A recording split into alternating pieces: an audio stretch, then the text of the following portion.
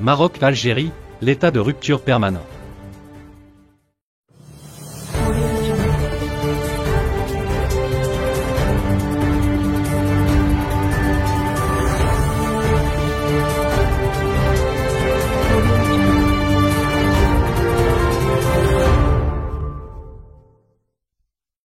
À tous les points de vue, le spectacle était désolant.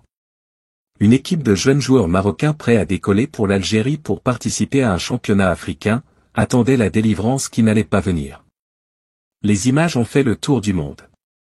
Elles ont cristallisé dans les réseaux sociaux les impasses irrationnelles qui marquent actuellement les relations entre le Maroc et l'Algérie. Comme un supplice chinois, la simple autorisation de vol nécessaire à leur avion n'était pas venue. Elles furent tenues par des généraux kakoshim, préférant le scandale, la rupture, la démonstration de haine à une attitude normale, logique et rationnelle qui aurait été l'ouverture, même temporaire, de leur espace aérien, le temps d'une compétition sportive panafricaine.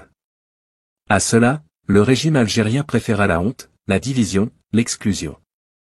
Il donna aux yeux du monde entier, africains et arabes, un spectacle d'une infinie tristesse. Dans ce bras de fer politique avec le Maroc, c'est le régime algérien qui laisse des plumes. Alors que le cercle de ceux qui connaissaient son état pathologique était limité, le scandale de sa haine irrationnelle et assumée est devenu planétaire. En l'espace de quelques semaines, le régime algérien a donné au monde le visage d'un pays où la haine contre le Maroc est son seul carburant et son unique ambition.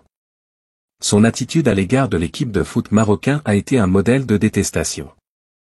Alger donne ainsi au monde la preuve que son régime est capable de sacrifier ses propres intérêts pourvu que cela prive le Maroc de la moindre exposition à la lumière internationale. Cela renseigne sur sa détermination pyromane et sa disposition à franchir tous les interdits, à envisager tous les scénarios pour assouvir ses lubies morbides et ses rancunes. Cette attitude de rupture tout azimut avec le Maroc, d'exhibition de haine presque jouissive, est relativement nouvelle en Algérie. Durant les années Bouteflika, un mur glacial, une distanciation mutique était certes érigée entre les deux pays, mais des lignes rouges implicites étaient admises des deux côtés.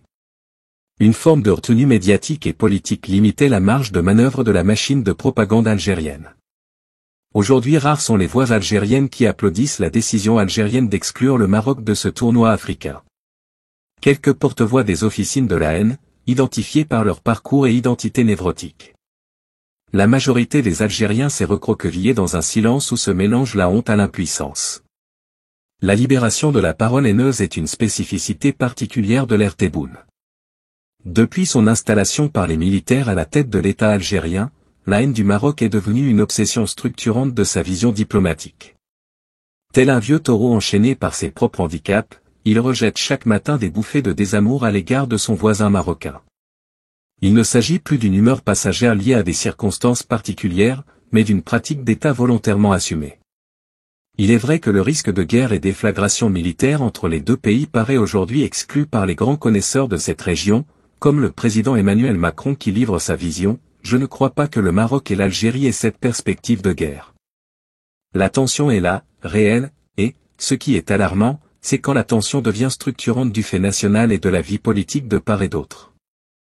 Il est toutefois difficile d'imaginer le moyen de sortir ces relations de l'ornière de la détestation et des ruptures. La plupart des médiations internationales entre Rabat et Alger ont fait chou blanc. Le régime algérien refuse d'envisager la moindre concession pour accueillir la main de réconciliation tendue par le Maroc. Il préfère la logique de l'escalade, des menaces à celle du compromis et de l'entente. Sans doute faut-il se rendre à l'évidence, l'échec de ces médiations, même les plus prestigieuses, s'explique par la nature même du régime algérien.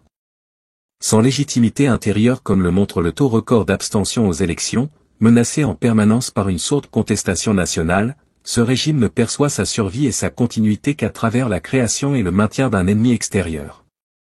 Au nom de sa lutte contre cet ennemi extérieur, il espère mobiliser en interne et faire taire les dissonances contestataires.